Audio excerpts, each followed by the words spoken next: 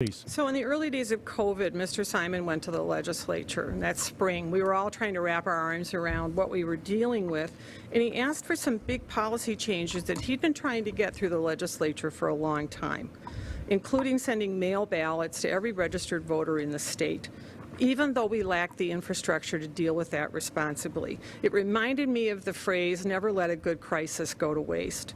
Instead, our legislature made temporary, responsible changes for voters. The one I can think of for you, Mr. Callahan, is instead of having to wait 7 days before the election on a ballot board to start processing the ballots, the legislature gave them 14. And I believe there were some accommodations to deal with healthcare facilities. And those expired by their own terms in 2020. But rather than following that law, he went into court with a very friendly party by the name of the Democracy Docket, and the judge involved is the former state political director of Amy Klobuchar. It was a very friendly settlement that my side sees as rather collusive. And a federal court said that it was unconstitutional. It's not me saying that.